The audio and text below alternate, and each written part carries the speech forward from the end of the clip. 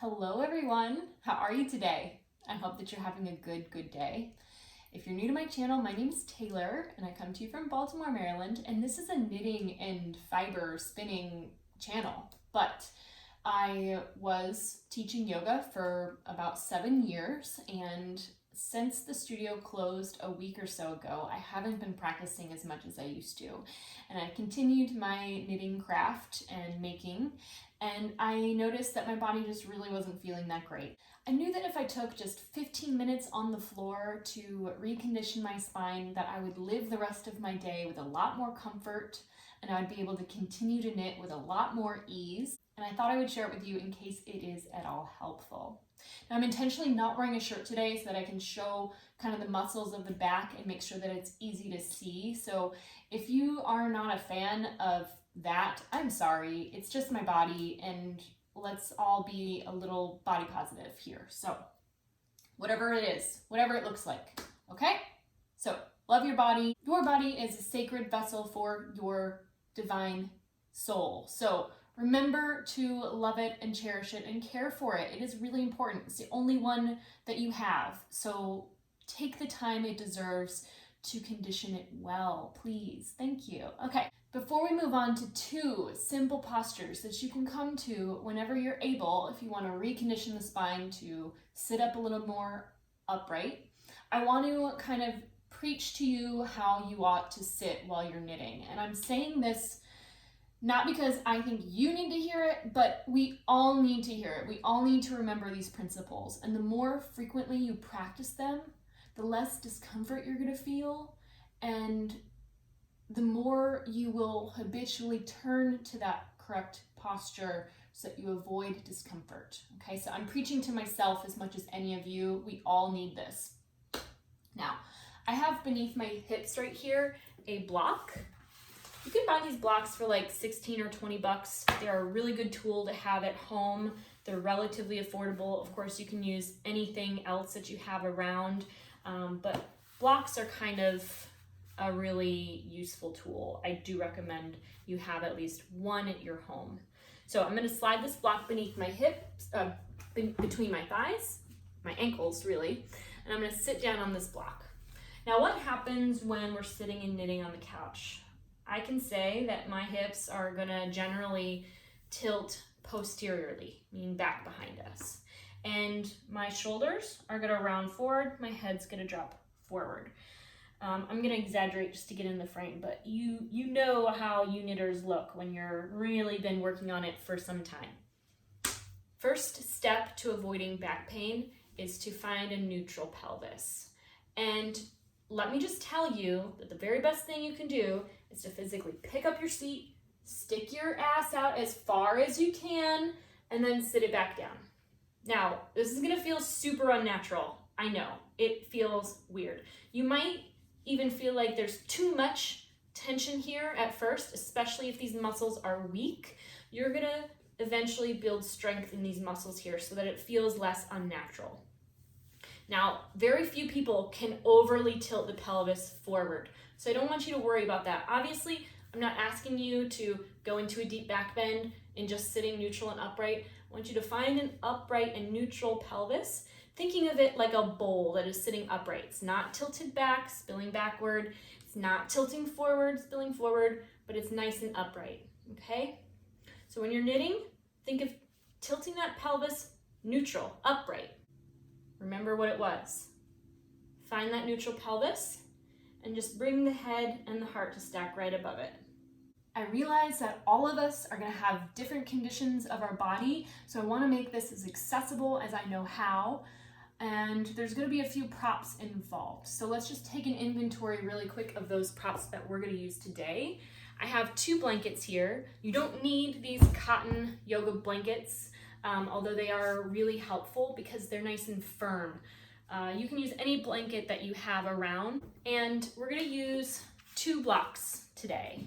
I might throw in a third. I'm going to throw in a third for myself, but you might not need a third block, okay? All right, so first posture is gonna be a bridge pose. So we're gonna take one of our blankets, lay it down nice and flat, And I want you to roll up one edge just a little bit and then lay down on your back. Okay, so we have this nice soft cushion beneath the head. We have this nice firm roll beneath the neck so that it is a scaffolding to the body. It's supporting the body in its natural curve. So when you peel your chin from your chest, you have this support beneath the neck so that it is not flat to the ground. Okay, it's gonna wanna kind of try to flatten, but what we're doing here is strengthening the muscles of the neck and strengthening the muscles between the shoulder blades. Real quick, when you're sitting and you're knitting, what happens? The shoulders round forward. Right, so eventually these muscles, because we're not activating them as much as maybe up in the chest here, the chest can get kind of tight. These muscles are going to get kind of loose and weak. So we want to bring strength to them to neutralize it. Same with the neck. When the head comes forward, those muscles, out of the habitual pattern of elongating, they lose strength. So we want to bring strength back to those muscles. You might feel sore after doing this because you're building strength. It takes time. It's conditioning. It doesn't happen overnight. It's not comfortable. Change is never comfortable. So just keep that in mind. You know, be patient with yourself here and just do what you can. Drink lots of water. That's important too. So we're going to come back onto the back.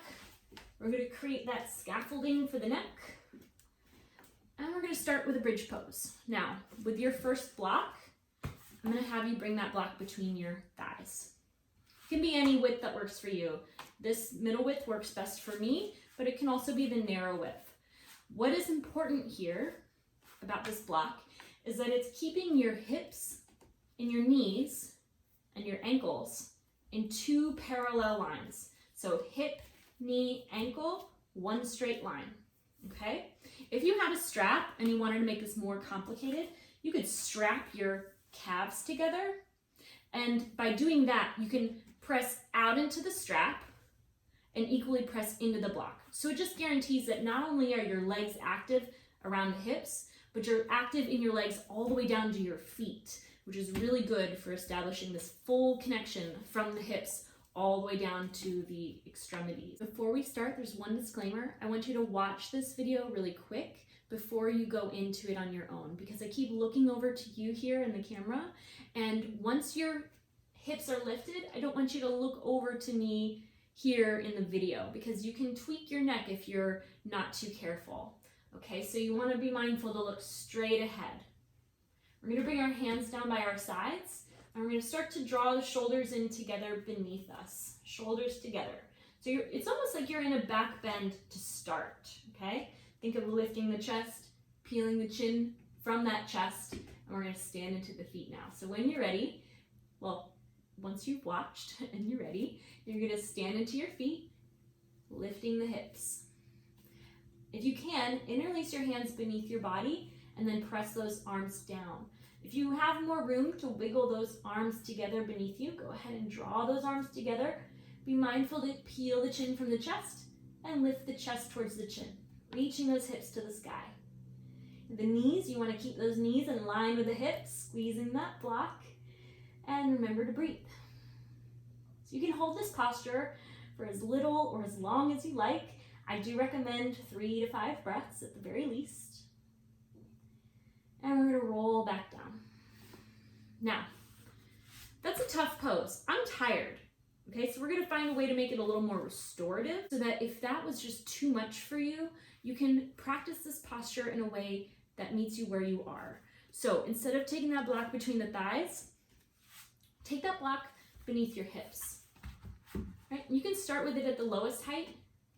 You could position it to the middle height and hang out here. You can keep the hands down by your sides and work those shoulders together. Or maybe you want to bring that block to the tallest height. Okay, and these are really good steps to modify before you find your fullest bridge. Okay, now if you have, I just looked over, did you see that? I'm trying not to do it.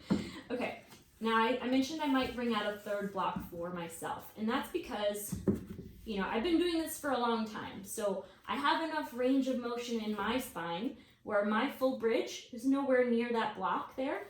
So I'm gonna take these blocks to stack. All right, one thing I'm gonna do though is come to my tippy toes so that I can get my hips high enough to squeeze that block beneath me. I'm gonna come to the tippy toes, place that block, bring my hips to the block, and then bring the feet down. Be careful in doing this. You don't want to tweak your knees by dropping the knees out. I'm just showing you this fullest expression in case you are as hypermobile as I am and you need something to guide you to a place of challenge. Okay, so don't feel like you have to go there. Honor your body however it is.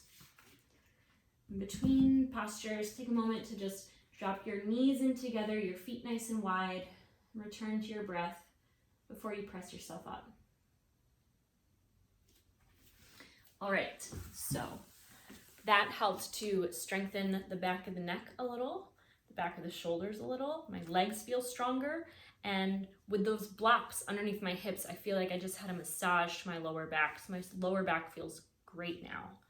We're gonna do one more posture. It can be quite challenging for some people, so I don't want you to look at the way that I do it and think that because your way looks different, that it is not good or correct or good enough. Any attempt, as long as you don't hurt yourself, is good enough.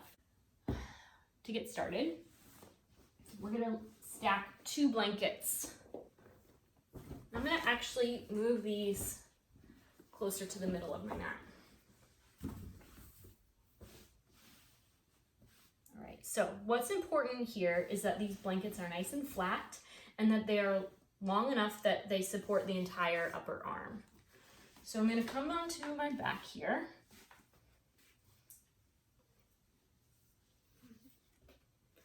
Move your hair out of the way. You wanna make sure that your head is nice and flat on the ground. The arms down by the sides. Start to work those shoulders together beneath you, feet hips width apart. We're gonna first just come into that bridge pose again to set the foundation. So if you can interlace the hands, go ahead and do that. Press down into those arms, bring the shoulders together, peel the chin from the chest, and then roll back down the spine here. Tense your fingers so that you're using your hands to press yourself up, and then just start by bringing the legs up. Okay, this might be all you can do today. And if that is all you can do today, that's okay. You're doing good work here, draining the blood and lymphatic fluid out of those extremities, out of the hands. If you bring the arms up, out of the feet, you can roll your ankles. But if you want to move into a halasana, you're going to tense your fingers, press down into those hands to lift the legs overhead. Now, your feet might not come all the way to the ground, and that is okay too. If you had a piece of furniture behind you, like I do here, you can bring your feet to that furniture for support. I'm gonna bring my feet back down to the ground because I wanna continue in my demo. Once you're here, you're gonna try to bring your hands to your back. Okay, so you might find that challenging. Try interlacing your hands first, shoulders together, and then bring those hands to the back. Notice that my elbows are on the blankets. You need your elbows on your blankets for this one. Peel the chin from the chest, lift the chest towards the chin, and then we're gonna bring the legs up. Now I have my feet on a couch behind me, so you can keep your legs there with some support. You can also let your pelvis round forward till you get your feet on the ground, but once you have your feet on the ground, lift your hips up to stack over your heart. Now if you wanna lift out of your halasana into a full shoulder stand, just bring your legs up.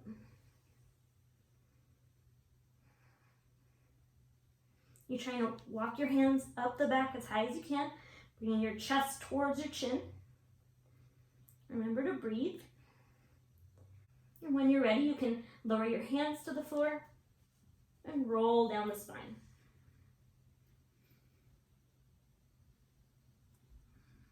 Remember to drop your feet nice and wide, knock your knees in together, and take a moment to come back to your breath before you press yourself up. Shoulder stand is a really good posture to bring balance back into your neck and your shoulders after constantly sending the head forward. BKS Iyengar always said it is the queen of asanas. It is one that should be practiced carefully and hopefully with some guidance of an instructor. So if you're not sure about what you're doing and you think you might be putting yourself at risk, don't just continue on and accidentally hurt yourself. Do please seek help in making sure that you are practicing it safely. I am not a doctor or medical provider. I am not prescribing this posture to anyone for any medical condition, but it is helpful to me in my autoimmune disease and maintaining a healthy spine. I hope that this has been helpful. If you have any questions at all, please do leave them in a comment below. If there's any postures that you practice at home that help you with your knitting or making practices, feel free to share those as well. And if you enjoyed this content, please do give it a thumbs up. It helps me so much here in growing my YouTube channel. If you haven't already, do subscribe. You can hit the bell for notifications for when I have new content uploaded. And I hope that you all have a really good day. Take care.